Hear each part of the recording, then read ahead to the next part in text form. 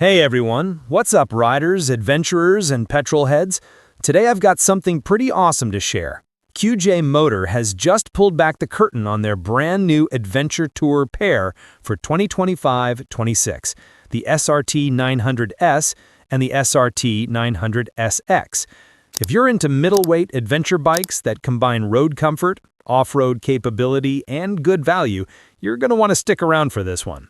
So first off, the headline. These bikes arrive with a price from £7,499 in the UK for the S model, and the SX adds a little more kit and toughened parts for around £7,699. That pricing is interesting. It puts them in direct competition with some established adventure tourers, and especially other Chinese manufacturers who've been pushing into this market lately. Now, the basics. What are they, what do they share, and where do they differ?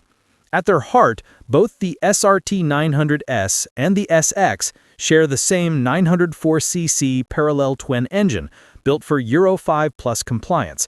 It's one of those modern power plants designed to give you a sweet balance of torque and horsepower. QJMotor claims about 95 bhp at 9,000 RPM and 66.4 pound-feet of torque at 6,500 RPM. You'll get a 6-speed gearbox with an up-and-down quick shifter, so gear changes should be snappy. Then there's ride-by-wire throttle, selectable ride modes, traction control, etc. All the modern electronic safety and convenience bits are on board.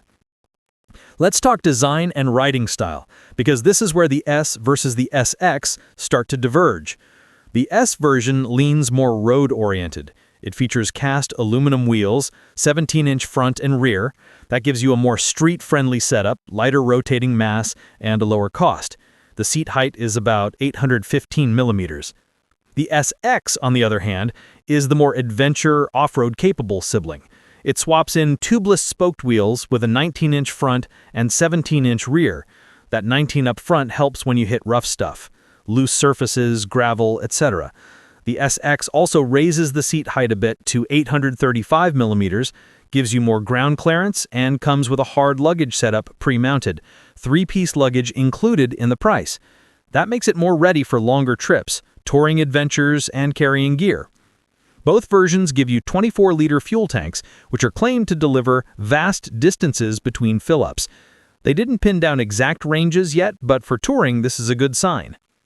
Suspension, brakes, comfort. It's not just about wheels and engine. Both bikes use Marzocchi suspension, adjustable long-travel USD forks up front, and an adjustable monoshock at the rear.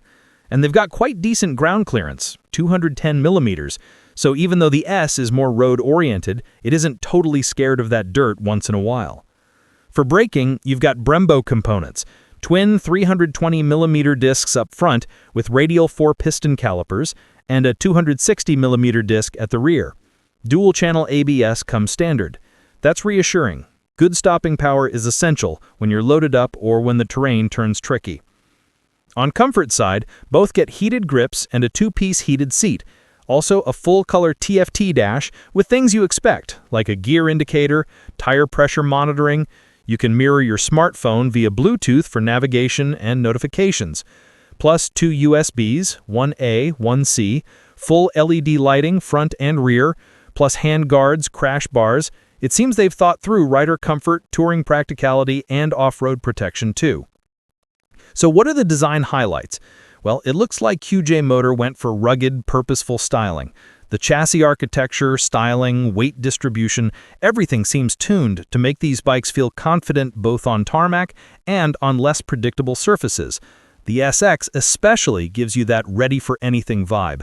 And I like that they've offered different color schemes. White and black, silver and red, black and yellow. Enough choice to match your taste. How do these stack up compared to past models, or what's new here? If you've followed QJMotor before, you'll know their previous adventure or touring bikes have often traded off a bit of polish for price. What seems different here is the leap in quality. High-spec brakes, quality suspension, more electronics, good comfort features, the kind of things you'd expect from more established European or Japanese brands. Also, that Euro 5 Plus compliance and the power figures make it serious enough for many riders who want real highway, dual-purpose performance, not just mild or beginner adventure.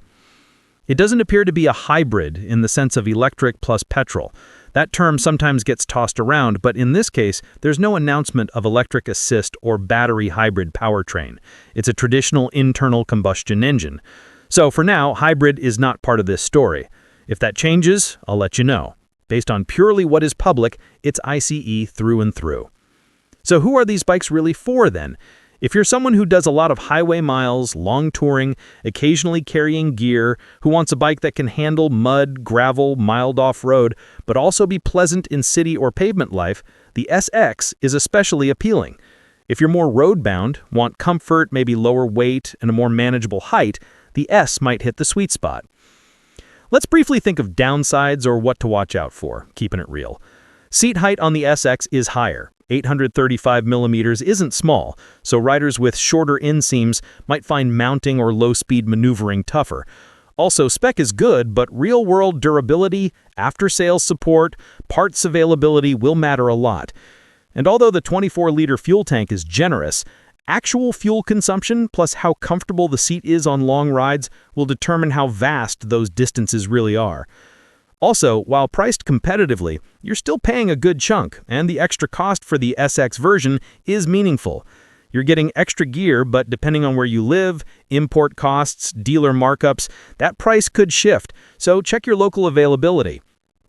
Wrapping it up, these QJMotor SRT900 S and SX models feel like serious contenders in the middleweight adventure segment.